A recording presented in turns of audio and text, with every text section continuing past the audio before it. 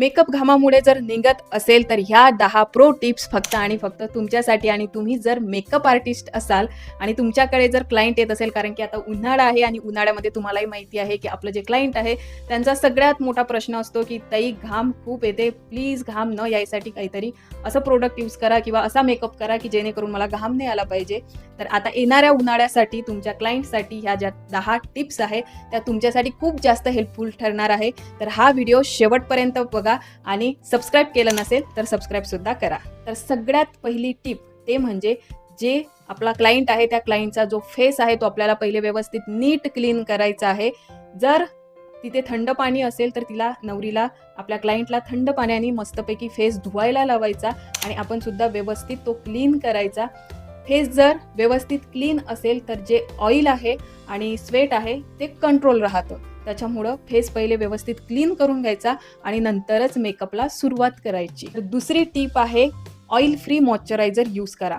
आता होतं असं की जे ऑइल बेस मॉइश्चरायझर असतात तर त्यांनी आणखीन आपल्याला पॅची वाटतं आणि पॅची वाटलं की उन्हाळ्यात घामही येतो आणि जो मेकअप आहे तो मेकअपही निघून जातो. तर त्याच्यासाठी सगळ्यात बेस्ट ऑप्शन असा आहे की उन्हाळ्यामध्ये जेव्हा आपल्या क्लायंटला जास्तच घाम येत असेल किंवा जास्त त्याची स्किन ऑइली असेल तर तेव्हा तुम्ही जे ऑइल फ्री प्रोडक्ट असतात तेही यूज करायचे आहे आणि ऑइल फ्री जे मॉइश्चरायझर येते ते यूज करायचं आहे.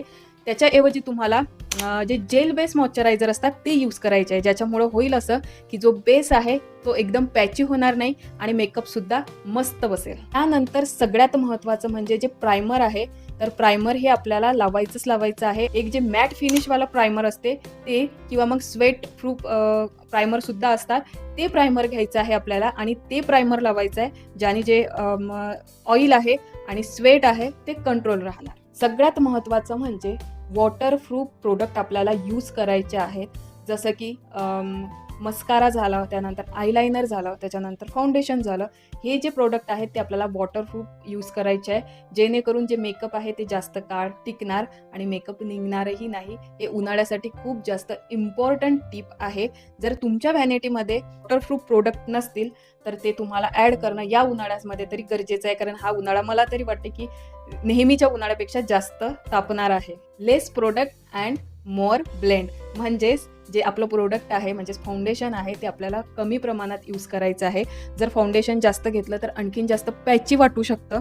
त्याच्यामुळं फाउंडेशनचं जे प्रमाण आहे ते आपल्याला कमी घ्यायचं आहे आणि जे ब्लेंडिंग आहे ते आपल्याला प्रॉपर करायची आहे आणि व्यवस्थित करायचे आहे, ज्याच्यामुळे जे आपलं फाउंडेशन आहे ते व्यवस्थित स्किनवर सेट होईल अशा पद्धतीने आपल्याला फाउंडेशन यूज करायचं आहे. फाउंडेशनसुद्धा जे आहे ते तुम्हाला मी सांगितलंच वॉटरप्रूफ फाउंडेशन घ्या ज्याच्यामुळे तुम्हाला अजून जास्त फायदा होईल. लूज पावडरने आपल्याला जे आपण फाउंडेशन लावतो ते आपल्याला लूज पावडरने व्यवस्थित सेट करायचं आहे आणि स्पेशली टी झोन आहे, नाक आहे, गाल आहे हे आपल्याला व्यवस्थित लूज पावडरने सेट करायचं आहे. जास्तही नाही लावायचं आहे बट व्यवस्थित आपल्याला सेट करायचं आहे ज्याने जे ऑइल आहे आणि स्वेट आहे तो थोडाफार कंट्रोल होतो. मेकअप फिक्सिंग स्प्रे आपल्याला यूज करायचे आहेत. तर सगळा मेकअप झाला की आपल्याला लास्टमध्ये एक मस्त मेकअप फिक्सिंग स्प्रे यूज करायचा आहे. बाकीच्या वेदरमध्ये आपण नाही यूज केला ना फिक्सिंग स्प्रे तरी चालतो बट समरमध्ये तर यूज करायचाच करायचा आहे. स्वेटप्रूफ फिक्सिंग स्प्रेसुद्धा भेटतात ते सुद्धा तुम्ही यूज करू शकता. जेव्हा आपण टचअप करतो तेव्हा आपल्याला ब्लोटिंग पेपर यूज करायचा आहे. टिश्यू पेपरनी घासायचं नाही आहे. टिश्यू पेपरनी घासला तर तुमचा मेकअप निघून जाणार.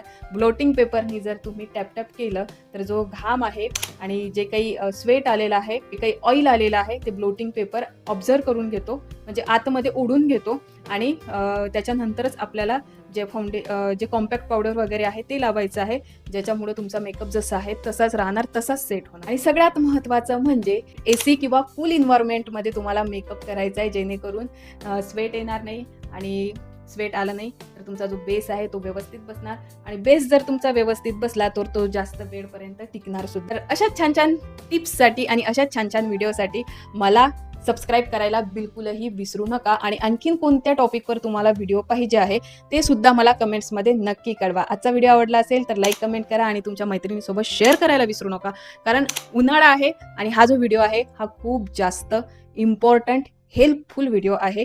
तर आता भेटते उद्या, तोपर्यंत बाय.